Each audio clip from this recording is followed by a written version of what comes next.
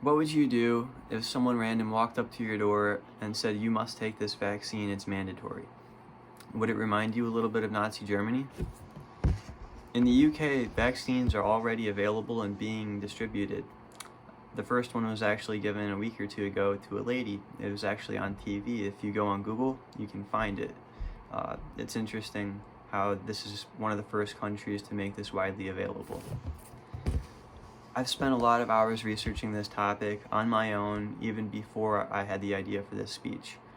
Watching videos, podcasts, reading articles, but my favorite was giving you, my classmates, a questionnaire to see how my peers feel about a mandatory vaccine and if they would take it or not. I want to show you the risks of overbearing government control. I want to show you how other countries have successfully defeated the virus without this vaccine, and I want to show you how we should do the same and how. Many ask, does the government even have the right or the ability to make a vaccine mandatory? Well, the answer, according to Newsweek, is no. But just like any other thing, there's always some consequences. Can you imagine not being able to go to school or work or even into a grocery store to buy food for yourself and your family just because you didn't get a shot? Well, it's not too far-fetched. Remember back to elementary school? You had to get shots before you could go there. That's the kind of control that the government could implement. People are asking if there will be backlash from a mandated vaccine like there was with masks. And that brings me to my questionnaire. I asked you guys, if there was an available vaccine that was not mandatory, would you go out and voluntarily get it? And 18.2% of you said yes. So that tells me that you guys really don't want this vaccine. Now, people might want to take this after seeing how badly the second wave of the COVID pandemic in America went due to the lack of people wearing masks. But I'm here to remind you that masks and vaccines are two totally different things, especially when mandated. It's one thing for someone to tell you you have to put this piece of cloth on your body. It's another for them to say, you must inject a piece of metal into your skin and put this mystery liquid inside of you. Horizon Magazine says that this is a new type of vaccine, unlike any before seen in the past.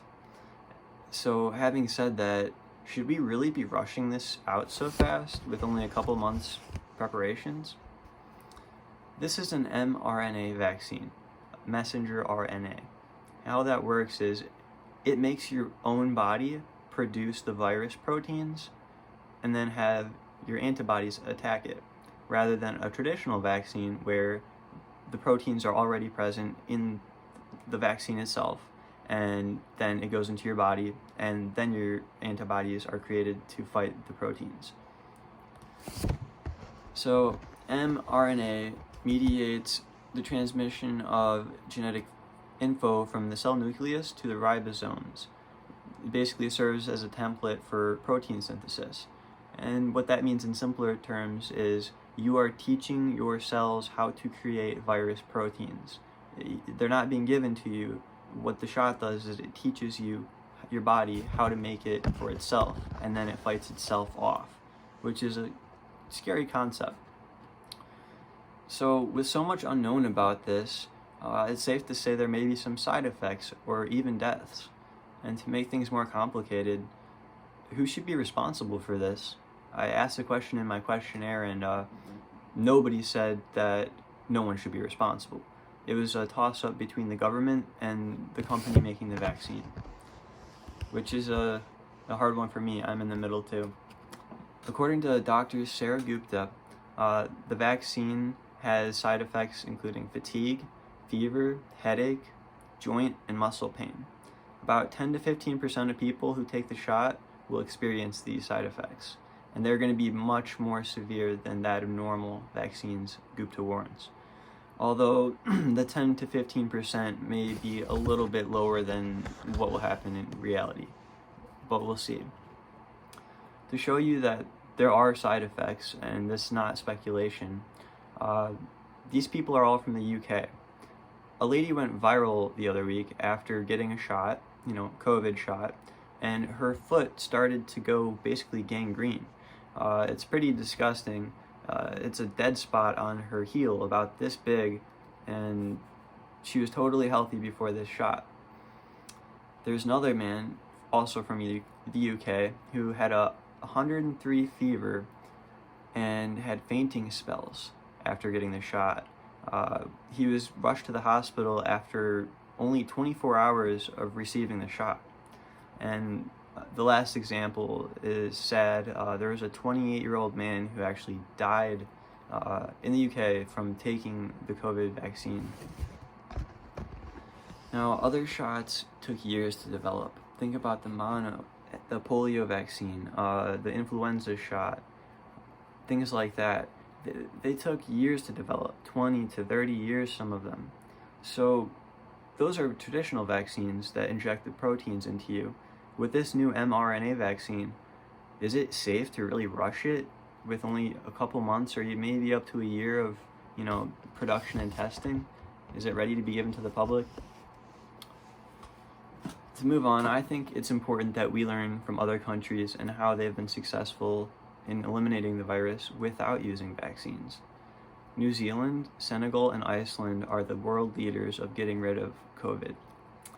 New Zealand and Senegal had an early quarantine before other countries. They took it very seriously, and it went on for about 5 months. It was so successful that their numbers are as low as 20 to 30 people in the whole country who test positive for COVID as of late. Iceland, on the other hand, didn't even need to go into quarantine because they were so ready. They had testing before any other country, relatively, at least most of them, and they were very widespread about it. They said, everyone should get tested, so because of this, people knew to self-quarantine if they had it, and now they have no problems. So, like I said, they didn't even need a quarantine. I want to stress the importance on staying unwavered by COVID and what's going on. Don't succumb to the fear that the government and the media and yourself are giving you about this topic. Just remember that we have so many other options, like I just described, Iceland, Senegal, and the other one, New Zealand, use, and how successful they've come and how little the virus is in their countries today. I think we should use other ideas before jumping to conclusions and using this crazy corporate vaccine with so many question marks on it.